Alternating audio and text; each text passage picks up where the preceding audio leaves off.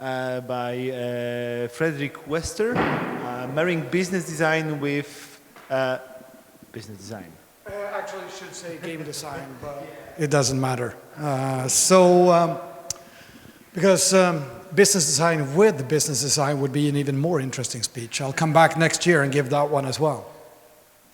So I'm going to start by saying something a bit controversial, and that is that we don't talk enough about business in our industry. We talk a lot about games and we talk a lot about game design, but we talk very little about business.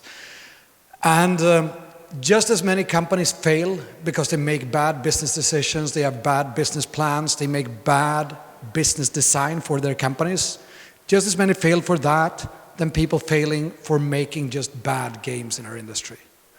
It's typically a lot of companies can create one single super good game, but very few companies can come up to producing several really good games in parallel or after each other. And how do you do that? Do I have all the answers to that? Well, actually I don't, but hopefully I do have a few of those answers. Because at Paradox we have several different lineups of games that are working perfectly at the same time in different genres, being a publisher as we are, but still. This is how I always start, no matter what I'm talking about, even if I'm talking about games specifically. I start with this quote by Warren Buffett. And he says that price is what you pay and value is what you get. And what does Warren Buffett mean by saying that? Well, he means to say that the intrinsic value of a product doesn't lie with the guy or girl selling the product, but with the one actually buying it. So you pay for an actual value, and the value can be different between different individuals. So what I'm willing to pay $1,000 for, someone else might be willing to pay double or triple that amount. And it makes most markets imperfect, including our own market. We have unit pricing on a lot of stuff. The most perfect market in our world is the free-to-play market, because some people can pay thousands and thousands of dollars every month to play their favorite game. I don't play anything, so that's the perfect market for me as well in the free-to-play world. But the best example of this is if you buy a hand drill in a convenience store or at a shop nearby. What are you actually paying for? And the Marxist economist will say that you're paying for the plastic and the metal that is included in this hand drill. You're paying for the transportation, and you're paying for whatever the retailer wants to get as their share. But the truth is that the value you actually add to someone buying that drill is that they want to make a hole in the wall. And the hole in the wall can be worth anything from $200 up to $20,000, depending on who you ask and depending on who's buying the drill. But the imperfection on the market only let us put one unit price on the drill, while the perfect market would actually be to pay whatever you wanted to pay as long as it covers your original cost. Does that make sense? So that's what we're experimenting with a lot at Paradox as well. So I'm going to come back to a few different words that I'm using as well, which is how many people here work in business every day on business? Yeah, a few of you. And in games, like game development and equivalent. A few as well. So these two words might be familiar to you guys already, but I'll go through it and my definition, because there are always different definitions. So value chain and business model. I talk about this all the time. So everyone at Paradox can in their sleep refer to a business plan and a value chain, and even a value proposition if you like. And I'm coming back to that word as well. So what is a value chain? It's all the activities put together to create a product or a service that someone is actually willing to pay for. And the business model then is, this is how we make money. All the activities you conduct to actually make money from the product or service that you're producing. Make sense? It's very important to be on the same page when you talk about these two things, because otherwise you'll confuse each other. And how do you start when you build your value chain and your business model? Well, First of all, you have to have some sort of moral standpoint or moral view on how do you want to make money.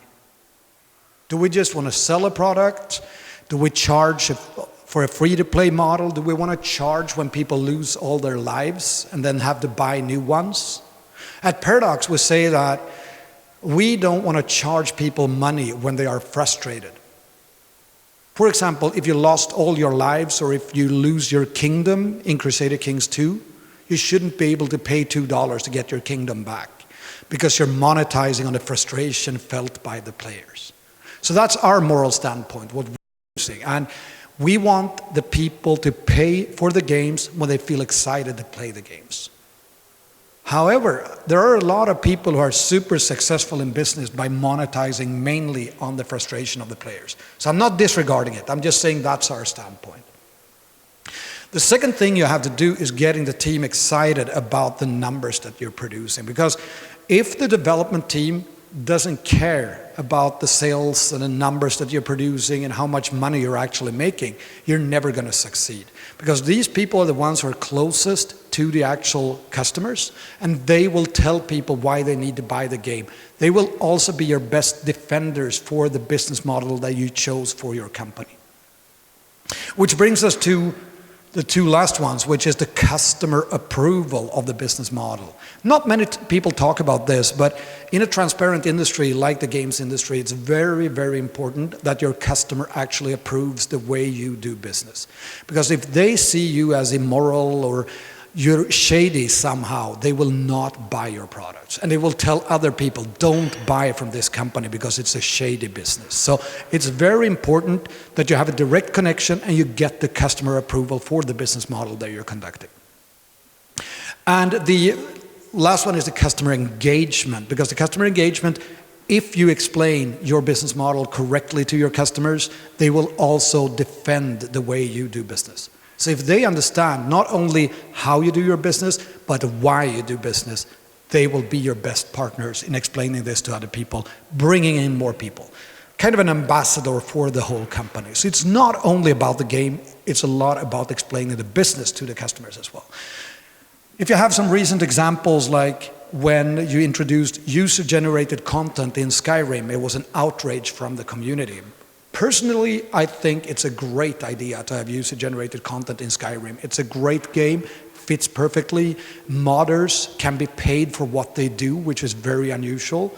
But maybe it wasn't just presented to the community in the right way, so they reacted accordingly, right? Oh, sorry.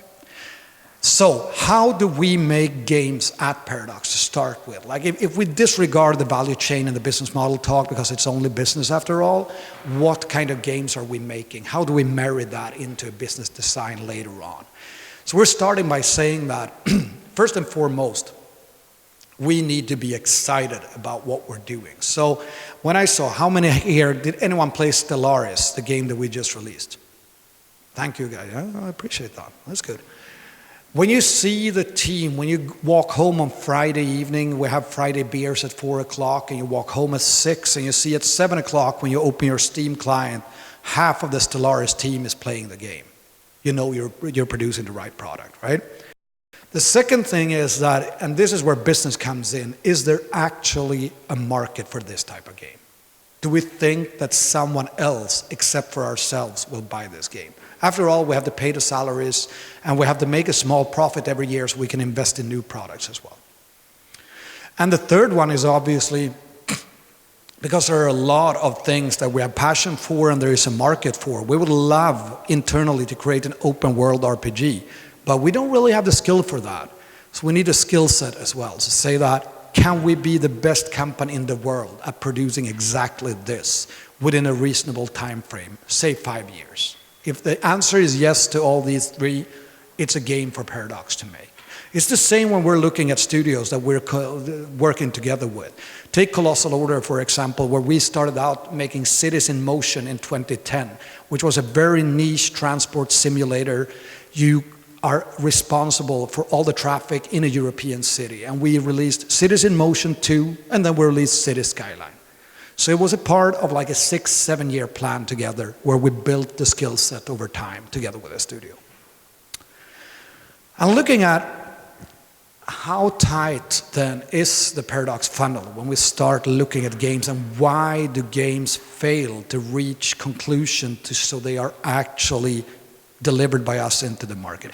We got 401 pitches last year. It's more than one pitch a day from different developers, internal, external, mostly externals, some from our business contacts, some from random people on the internet who just sent us a pitch.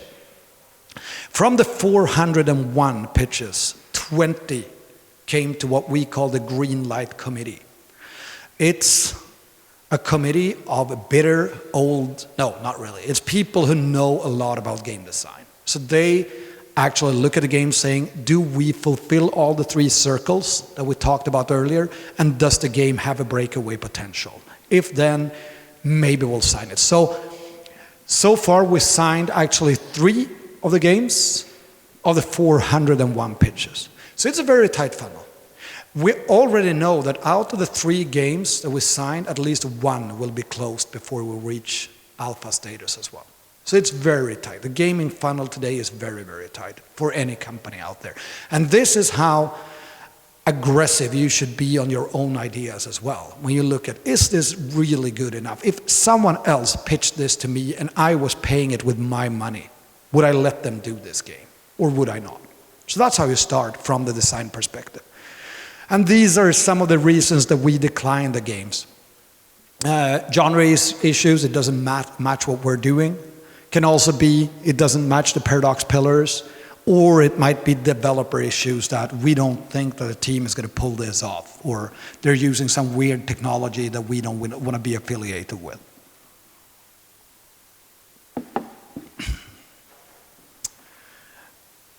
The absolutely first thing we do when we look at a game, it might be a pitch that come in, it might be some weird idea from the team. Stellaris started out 4 years ago as just a random idea. What if we mix 4X space strategy games with our own grand strategy like Europa Universalis?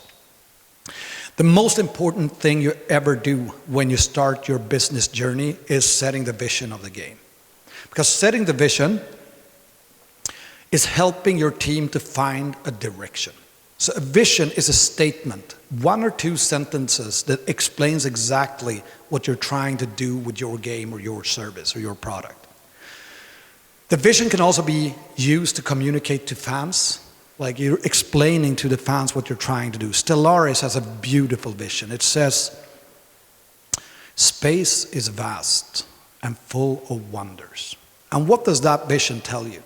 Well, it tells you, for example, that it's very important. Exploration is a very important detail of the game, or a very important part of the game. And it's full of wonders, but it's also full of danger, right? It says that it's mysterious. It's probably a hidden danger every here and there. It's a good vision. Europa Universalis has be the Renaissance Emperor. It means that no matter what you do in the game, you should feel like a Renaissance Emperor. I was part of making the vision for the music in Europa Universalis. I'm a terrible game designer. Let me just warn you about that. So don't ask me about game design. But for the music, for example, what does a Renaissance emperor listen to in his spare time, right? So we said to the music composer, we want this to be Renaissance music, the way Americans think Renaissance music sounds like. What do you think of that? Then you can imagine, it's like Vangelis' Chariots of Fire meets Bach, meets, it's beautiful, because if you just say, that is not a really good vision, the way Americans think Renaissance music will sound like. It's not a very good vision, but it's good enough to give a music composer a direction how to work with it. You can, of course, find marketing angles as well. You can go in from saying, this is what we're trying to do with our game, and this is how it differs from all the other range of games out there. On Steam, PC is our biggest platform. On Steam, they released 3,500 games last year. It's almost 10 games a day. So the vision can help you stand out if it's formulated correctly. And of course, you can identify priorities as well. Like, what would a Renaissance emperor actually prioritize? That's a good way to start a discussion when you look at the game design. But saying that you're going to have a vision is very, very simple. But setting the vision is very, very hard. So how do you want to set the vision? First of all, you can have a tangible goal, if you like. My favorite tangible goal mission is NASA in 1960, because they said, we're going to put a man on the moon before 1970. It's beautiful, isn't it? It's very tangible. It's very easy for everyone to understand. So if you call the receptionist at NASA in 1965 and you ask her, probably her, what are you doing today? I'm helping to put a man on the moon. It's beautiful. We're not even close to that at Paradox. Even though we try to put our man on the moon, it's still like one of the best visions ever. Microsoft used a computer on every desktop, which in 1978 was a super bold statement to make. Now, these are big corporations, though, so we don't need to go that far. Like the games can still be a general feeling, for example. Like I said, the Renaissance Emperor for Europa Universalis. Could be a statement or could be an idea, but it's not that easy to put together. So who is supposed to put together a vision for a game? And I'll let you in on a secret. It's not me as the CEO, because you know what happens if I come up with a vision and I try to communicate it to the team. Well, first of all, I'm Swedish, and most of the employees in my company is Swedish, and Sweden has like a tendency to be super passive-aggressive, right? And I think the gaming industry in general has the same tendency. People are very passive-aggressive, and the reason for that is that they want to be a part of owning the process, right? They want to feel like a part of the team. They want to feel like they were a part of the decision. So if you come from the top level and say, shut up, you're going to do this vision. This is the vision for the game. Agreed, in an aggressive tone. People will agree, but they will not do what you told them to do. They will not follow the vision to 100%. So this is where the hard part comes in. A lot of people should be involved in making this vision statement. Not only the people making the game, not only the programmers or game designers, but people in marketing and people in sales, if you have any. It's really important, even if they tend to fight with each other from time to time. I know that. So what is the purpose then of the vision statement that you have to set early on? It's to help the team find directions, right? I was into that already.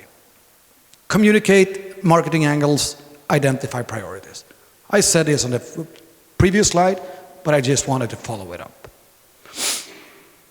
So if you move on from like vision statement, which is the most important thing to get started with a game, at least from my perspective, because I always ask people, they say, we have a new gaming concept. It's about you're left on Mars and you are looking for your lost sister in an army of zombies. I just ask, what's the vision statement? Because that's more important than the actual low-level concept. So if you look at the value chain, we talked about the value chain being everyone who adds value to the game or to your product or service. This used to be a value chain 10 years ago in our industry. I have to say that I'm very proud of all the graphics. I made it myself. So it's proper CEO graphics. So if you want my help on graphics, not on game design, I can help you there. Look at this, beautiful. And you had a developer, you had a publisher, you had a distributor, you had the retailer. And the thing is here that this guy here was typically always squeezed for money, and you had very bad cash flow. So when people ask me about Paradox, what's been the toughest thing with running Paradox from a 7-man studio into a 200-man publisher? I said, well, 7 years of acute crisis on the cash flow side was really hard. But after those 7 years, it lightened up a bit. That was in 2010, roughly. So it's tough. I know how it feels. So these guys are squeezed. These guys make a lot in this value chain. And these guys just carry on, and they are not adding that much, right? They're not adding the value that you want people to add. So once digital distribution came in, let's see here, said the developer make the games, their marketing and funding, logistics, that's boring. And this is a point of sales. They actually put it on the shelf. So when you've been in the industry since the 18th century like myself, You've done all the trips to Walmart, for example. You've stood in line for 2 hours for a 10-minute meeting with the purchasing director at Walmart. And he says, World War II, let's take 25,000 units. And I'm like, yay, half of the year's budget in one stroke, of a pen in 2004.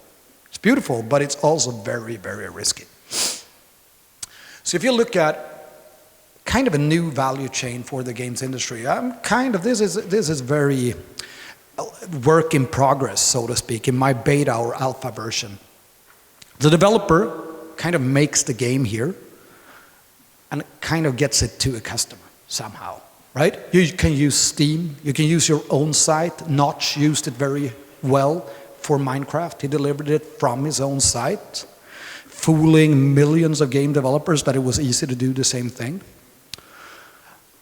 If you look at it this way instead, saying that, okay, we're just looking at the game, and then we're looking at everyone else around this game who will actually add value.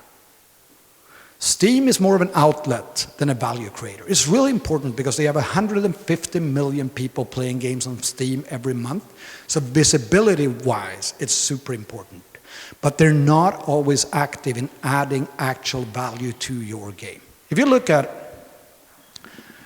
modifications, for example, City Skylines had 1,200 mods 24 hours after the game was released.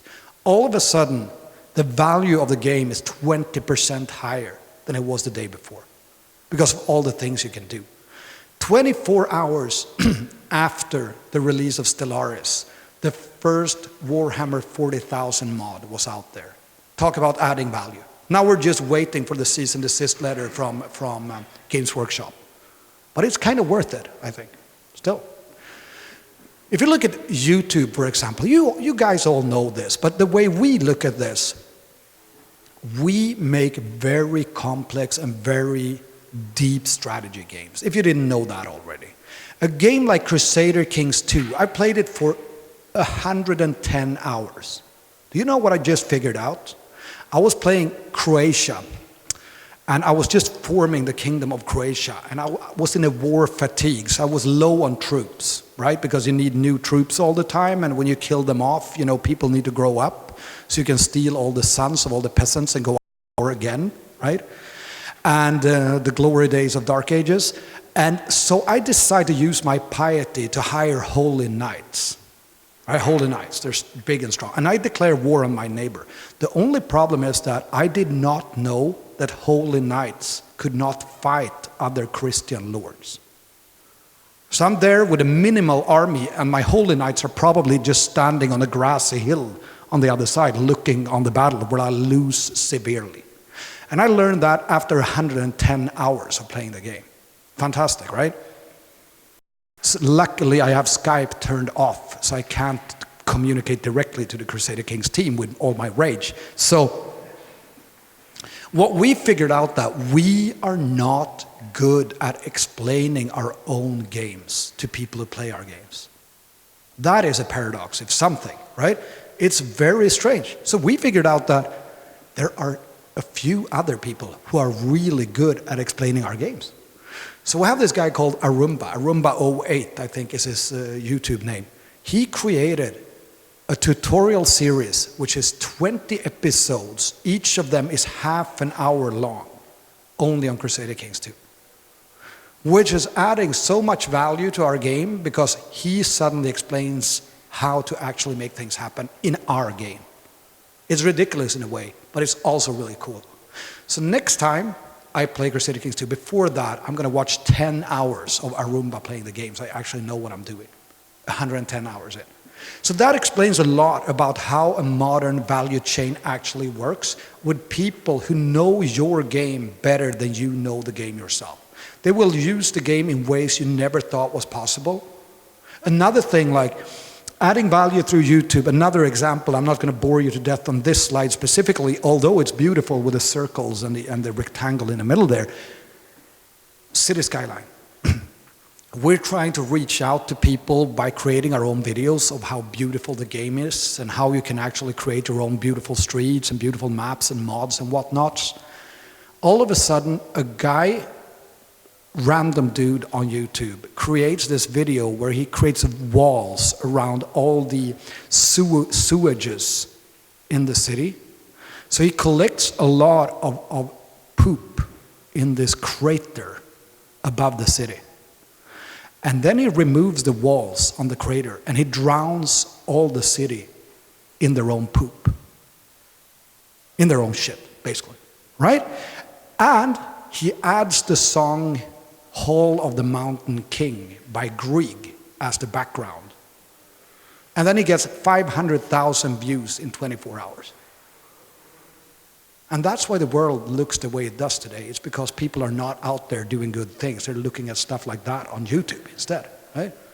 But we're still happy. It's a way that we could never produce value in that way because we weren't thinking in that way. So if you give people the tools and you just think of them like, how can they actually add value to us instead?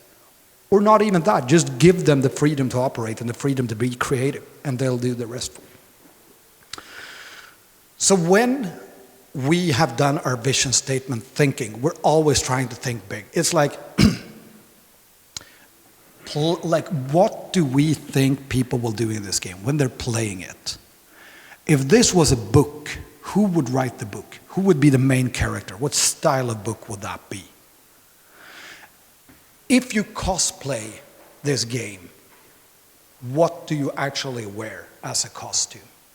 If you cosplay City Skylines, it might be really hard, but you can play Chirpy the bird who's tweeting at you if you know the game City Skylines. It's a very annoying bird, but it's very good from like everyone can say, oh, it's Chirper who's out walking, if you do the costume right. Watch it, like if this was a movie or a TV series, who would direct it? Who would be the lead actor? Build it, like how do you get people creative within the environment? I was talking about modability earlier, which is one of the most important things for us. Preach, it sounds very religious, but it's like when someone describes your game to another person, what will they actually say about the game? We figured out when we released Europa Universalis 3 that our most powerful and efficient tool for reaching new people was an anti-marketing campaign. So the most common way to find out about Europa Universalis 2 was that someone was playing it and someone else was watching. And they would ask, what are you playing? And the guy playing would say, it's not something you would understand anyway. Right? That's super passive aggressive. And so people will be, oh, what? They would be intrigued and say, of course I'll understand it. Give it to me and I'll show you. You know, it's kind of a cool anti-marketing stunt right there. So that's how we sold Europa Universalis 3. We said this is not a game for everyone. So people were like, what? Really?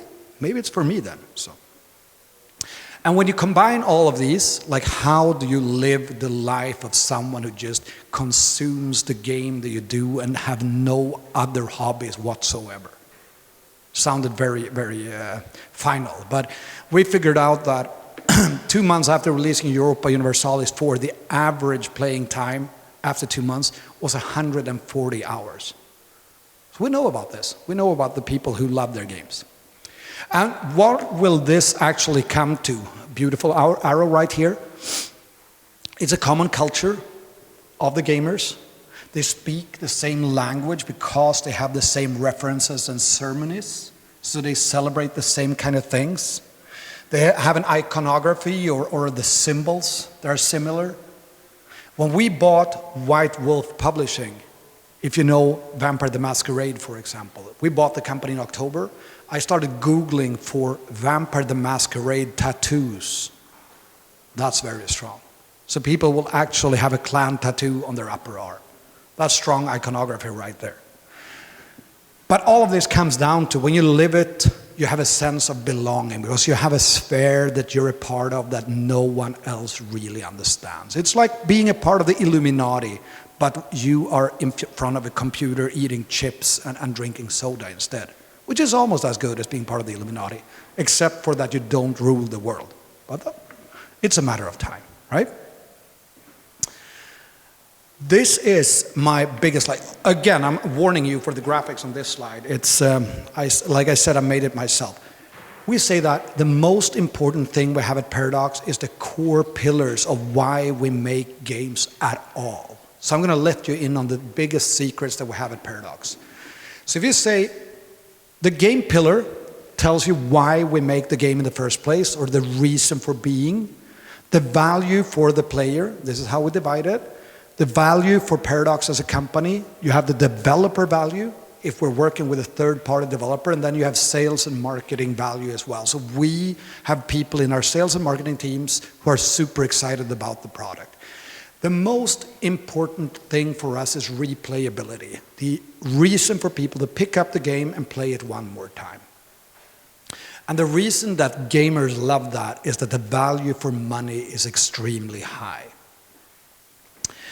The Paradox value is that we have highly engaged customers, so we get all the other things that we were talking about, the mods, for example, and the YouTube videos and the whatnots. So high engagement fans, it can be kind of a challenge from time to time, but mostly it's a good thing.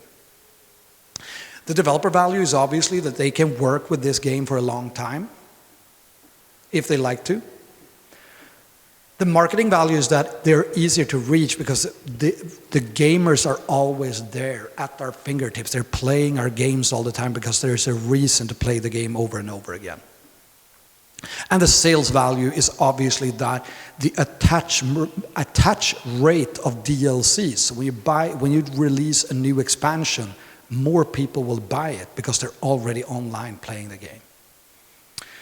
Second one is that we are hardcore. We don't do any mid-core or really casual games because it's not really our audience. And the most important thing here for the gamers, believe it or not, is to feel smart. No one wants to feel stupid. Do you know the reason I actually stopped playing Fallout 4? It was when I had to go from normal to easy, right? Did I feel smart? No. Did I feel stupid? Yes. Did I feel like I was a useless sucker who didn't know how to play computer games? Yes. That's not a feeling you want to have inside, right? So probably it's just me sucking because everyone else was playing Fallout 4. So in this case, it's probably me who's wrong. But feeling smart is super important. Hardcore games doesn't have the same fierce competition either. So for us as a company, it's easier to kind of encircle our market and kind of box it in. As we say on the dev side, there is no bullshit because people expect you to be transparent. So as a developer, you can say whatever you like to say, and you're just straightforward with it. You stand out, and your lifetime value kind of increases for it as well. We do the function over form approach, which means that some people say it's just because your games look ugly. And some of them kind of do, because we're not like top-notch graphic level all the time. But, oops, did I turn it off? Oh, we're back. One of the key things here is that you can use old hardware. You have a good return of investment as our company if the game starts selling. The developer value is that you can work in small teams. We talk a lot about, like Amazon, 2 pizza teams, which means that the whole team can have dinner only on 2 pizzas. It's the American style pizza, not the European style, just for the reference here. The messaging is easy, and the market accessibility is high because you don't need the latest hardware, right? You have a bigger group who can actually play the games. Accessible, I'm going to just run through these now. You get the point, but this is how we structure why we do business. Creative is really important because, like I said, why do people want to engage creatively with your game? First of all, it's self-expression, because it will not give you more mods, for example, if you start paying for them. People want to make mods because other people give them praise to do it. And it's a beautiful thing, really. The paradox value of a creative audience or a creative game environment is that we get a lot of extra value in our game. Like I said with City Skylines, it was just 24 hours and the game is suddenly much more valuable to anyone who plays it. And it's because the gamers went in there and started creating things for it. The developer value is obviously that it's easier to find talent if you let your gamers be creative. Most of the people we hired in our early years were actually members of the Paradox forums who were active in the modding community, because we could see their skill set from day one and just track it and see, would this guy make an impact at Paradox? And if the answer was yes, we would try to hire them. Obviously, we get a lot of free marketing, like I said, with drowning your whole city in poo, which maybe is a bad example, but you have a lot of playthroughs and Let's Plays on YouTube as well to prove that. And if you want to make user-generated content payable, which is kind of a minefield right now, but Team Fortress 2 is doing this really well. I think Dota 2 is doing it really well. So Valve are the uncrowned masters of the user-generated content arena. We also use what we call high engagement subject matters, which means that the area or the setting of the game should be high engagement. Hearts of Iron, for example, is World War II, which sometimes is too high engagement because people get really angry. If you start a thread like, what's the best tank of World War II, people will engage in a flame war and start calling names, right? So it gives people the opportunity to nerd out and discuss for 28 forum pages whether the Stuka bomber should have a naval attack value or not. This has actually happened on our forums. You don't believe it, but when you see it, it's always the switching cost from your product to another product will be higher. The material that you're working with is easier and richer because you can just dig from a pool of different things. You might have an existing audience if you do World War II or Renaissance period in Europa Universalis 4. And you can easily do tie-ins with other games that has a similar or the same setting. This is the full fantastic slide with almost centered text here. So if you move over to, now we're kind of finished with why do we do a game and how do we actually structure it? Why do we need a business model? Why do we need to know how we make money? The first and most important thing is to have a common naming convention. So you call things the same way, right? If you have a partner or a business, is that the same thing or is it two different things? Is a resource and a team the same thing or is it not? The other thing is that every good business model has some sort of value proposition. And a value proposition, the whole idea of a value proposition is to see, is there someone who actually want to buy this game or is there not? It also gives you a lot of good focus because if you agree on why you make money and how you're supposed to make money, you also have a priority list kind of figured out already, at least when you sit down and talk about it. It also encourages the use of data because coming to a meeting saying, I believe this is the case, or I think we should do like this, is totally forbidden at Paradox. So as soon as someone says, I think, I always say, you know, it's a thesis, and tell me what the thesis is all about. I have a thesis that this is going to happen. The reason I have this thesis is the following. I will be right if this happens.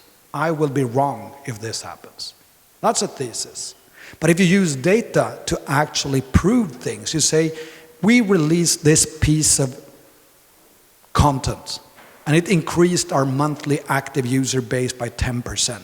It's like, wow, was that actually true? Well, you can see it in the data, so it's probably something you can be unified about and you can actually make better decisions going forward. So when you start with the business model, or when we do that, we ask ourselves 7 questions. First of all, how good is our business model? Rated 1 to 10. The first one is, what is the product switching cost? And if you're not familiar with the word switching cost, it means how hard is it to switch from your product to another similar product, right? This is very hard to quantify, but a good example in our industry is, for example, League of Legends. Does anyone play League of Legends? I play a lot of League of Legends. I only play ARAM because, reasons, whatever. You know, I'm passive aggressive again, you know. So the reason League of Legends is really good is that I know all the heroes, all the champions in League of Legends. I know all their special abilities. I played over 2,000 games of League of Legends. I know everything there is to know in the game. If I'm going to switch to Dota 2, I need to learn all the champions again. That's a switching cost. That's an emotional switching cost for me that is not worth the trouble for me.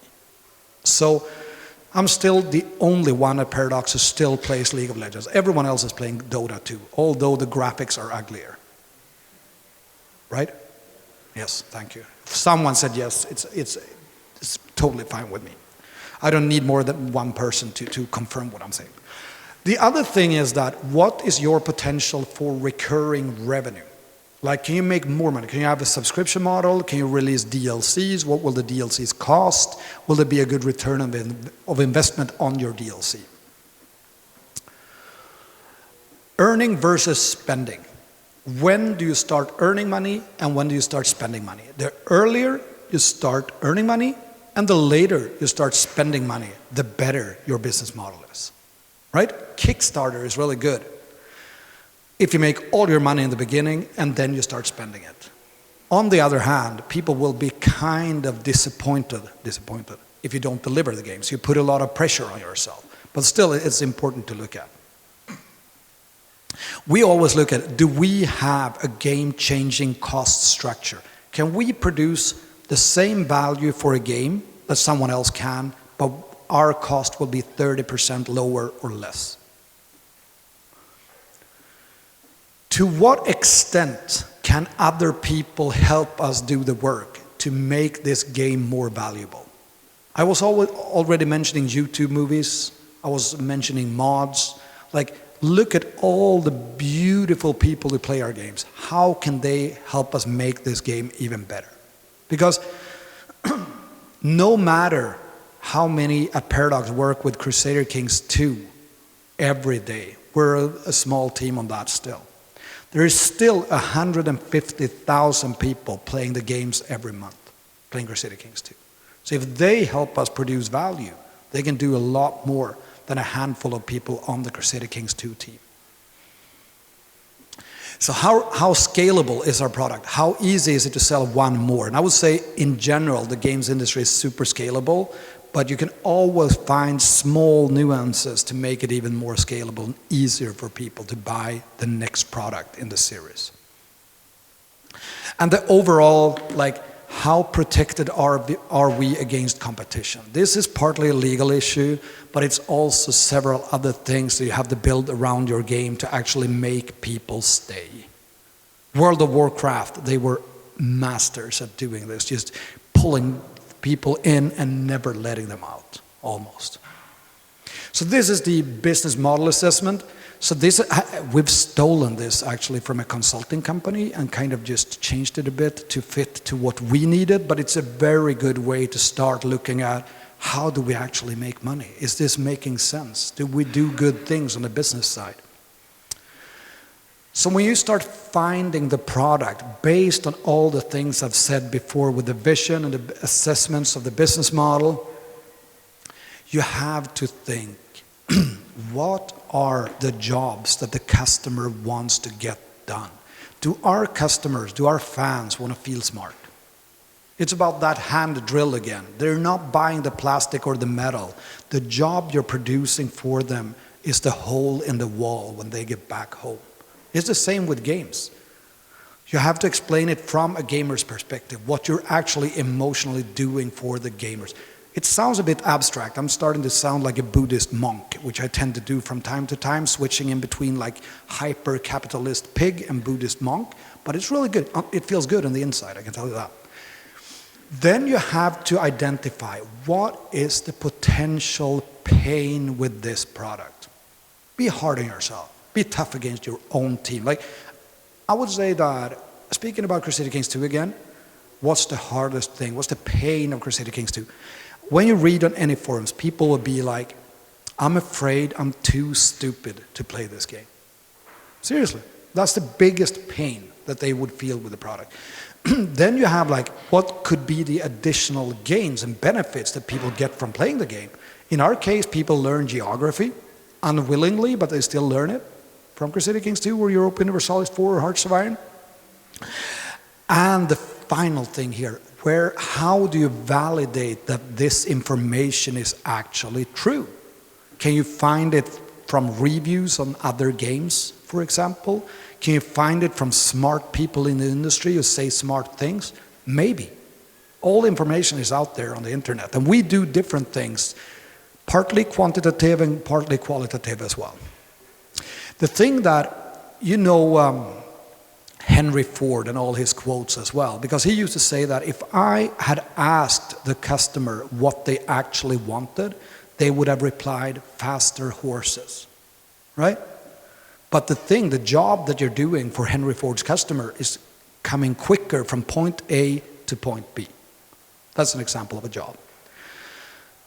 And then the easy thing starts, right? How do we produce products and services that matches the jobs that we know that people wants to get done? How do we create pain relievers that actually makes people understand what Crusader Kings 2 is all about? And how do we increase the gains and benefits that people feel with this product? And how do we communicate and agree upon this within our own teams so everyone's on the same page and everyone's in agreement? And this is what we call the product value proposition. Super important after the vision statement. And then you might ask, so who's going to work with all of this? And isn't it too abstract? And will people not freak out? Well, they will. They will freak out. And they will think it's abstract. And most people will say, this is completely useless shit. I've been through this. I've been implementing this for 3 years now at Paradox. After a while, though, people start kind of appreciating it because they speak the same language. And when you keep it on an abstract level, everyone in the company can add to every discussion.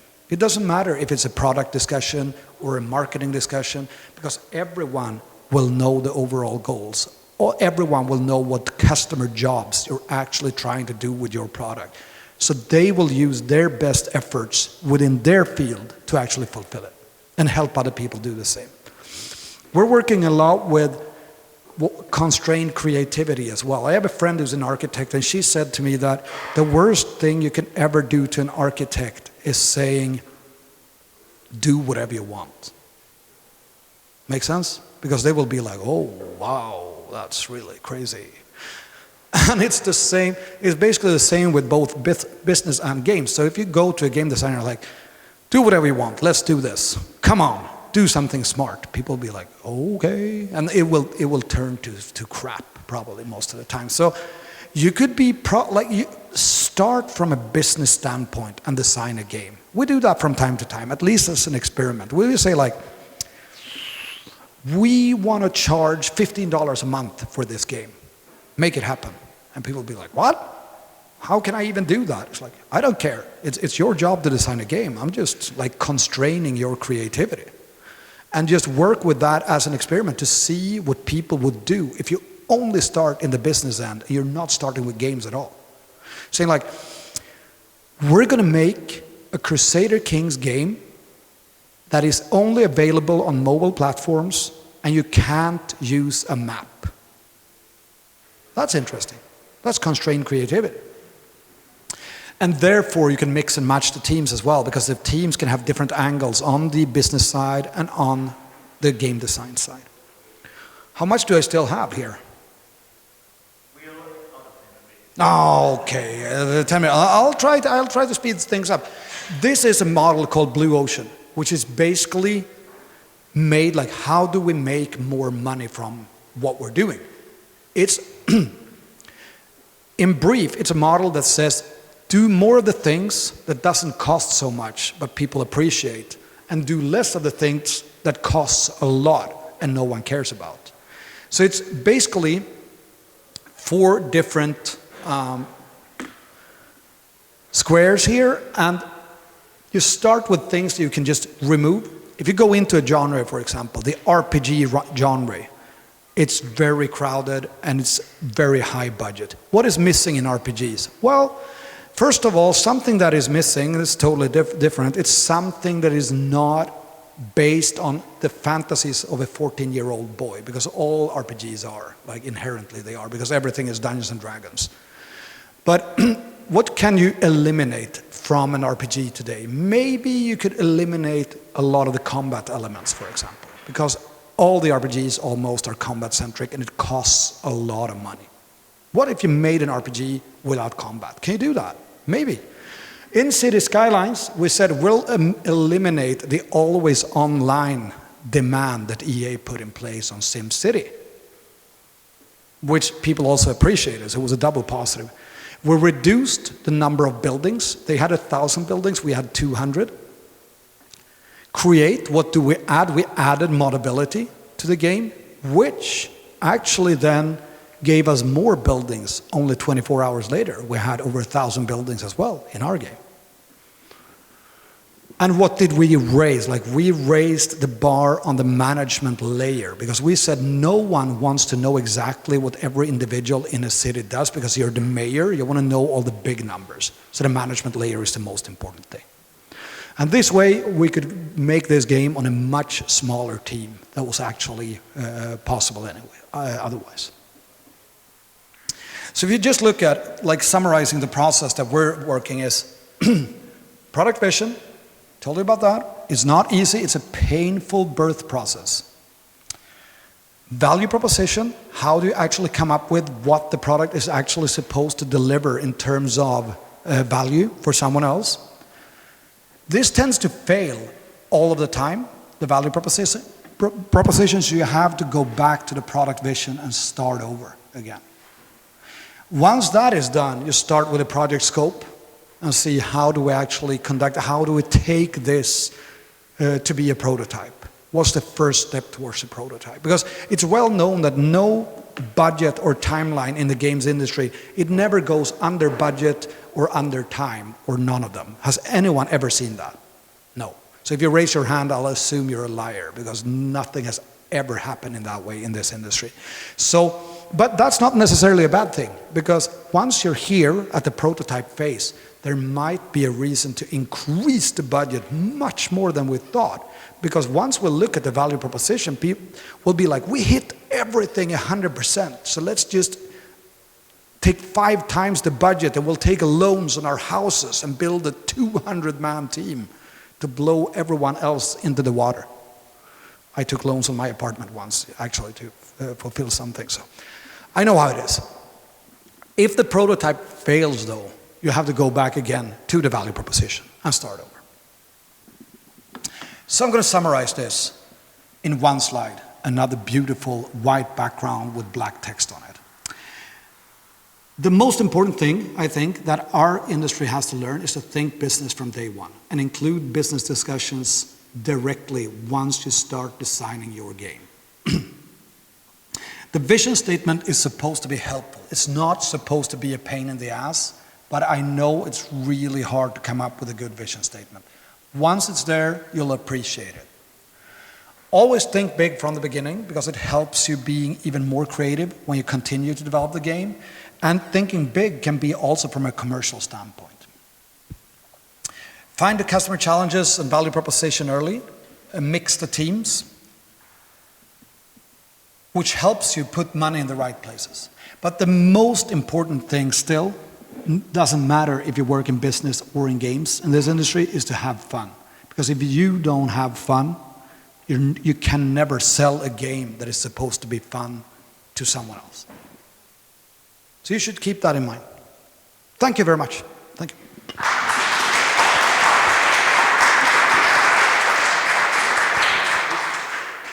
We don't have time for the questions, but if you have any questions, we're still like 2 minutes or something like that. Anyone? Yes. Yeah. Hi. You mentioned that you feel you're not very good at explaining your games to players, so you use YouTubers, Arumba and other guys.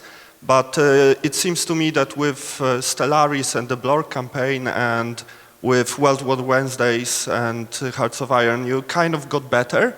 Was that an accident, or are you trying to make the games more accessible and explain them better to get new players? Or no, I think your analysis is correct. So it's not entirely an accident. So we're trying, actually. Stellaris, we said that the biggest difference is that you start with one planet and 3 ships or something. You can't be like France in 1453, which is just a total mess.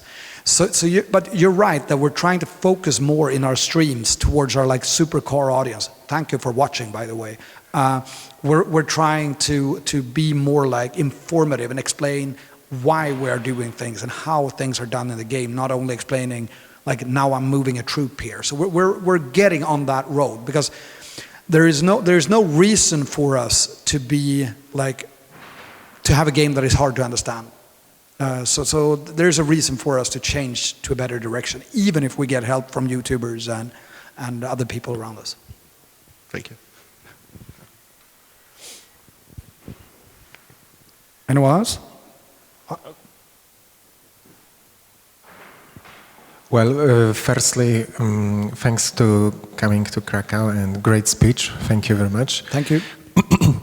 My question is about Total War and generally how do you define players which play in Total War, and do you feel that Total War wars are to you as competition generally? Yeah. Total War is definitely a competitor of ours, and I get the question from time to time why we're not doing the like troop fighting thing like Total War does, but they are doing that so well that it would be hard for us to move in now because their budgets on that is really hard. They have the experience from the team. So what we're trying to do instead is take in the different direction and being deeper instead of like the diplomacy and all the other things around the game. So we're going to be the most complex and complete game when it comes to deep strategic level on the same eras. But I must say I'm a bit like jealous of the sales numbers that they're putting up anyway. So we'll see if we find any other way to kind of take more of their market share because it's super interesting. Was that even the question that you asked? Because I'm tending to like... Generally about players, do you think that Total War players are not hardcore, maybe midcore, even casual in some Total War arena battles? I think quite a few of their players are hardcore, and there's an overlap with our customer base as well. But I think, generally speaking, like in average, I think their gamers are not as hardcore as the Paradox ones. But there is definitely an overlap. Thank you. Any more questions? Yeah, I have a question. Had you planned from the beginning that community from the first game from Europa Universalis, that community will start making mods, or was a kind of surprise that wow, these guys are awesome, so we can make a feature or business model actually on it? Actually, it's very good that you mention it because everything here sounds like we had a plan from the beginning, but we did not have a plan from the beginning. That is part of this because it was General von Moltke who said that not even the best battle plan will survive first contact with the enemy. So no matter what plan you make, the only thing you know is that the plan will never be like what you thought it would be. Like it will never turn out the way you think. So sometimes we just see that people do a lot of crazy stuff that we never thought was possible. So we change like the way we operate. So when people started making a lot of great mods, we were like, wow, this is fantastic. We need to support this somehow. So it was kind of an experimentation together with the community. And we still do that. Like with the YouTubers in the beginning, it was the same thing. We're like, wow, so people actually watch our games on YouTube. I was surprised to learn that because Counter-Strike or Dota or League of Legends is a lot of fun to watch. Our games are slower and you need someone is a good narrator to actually be drawn into the game. So we're learning every day new things about like how our gamers use the game and how we use it as a marketing tool and how to develop the value chain. Sometimes by coincidence. Okay, so thank you very much, and we're going to have half-hour break.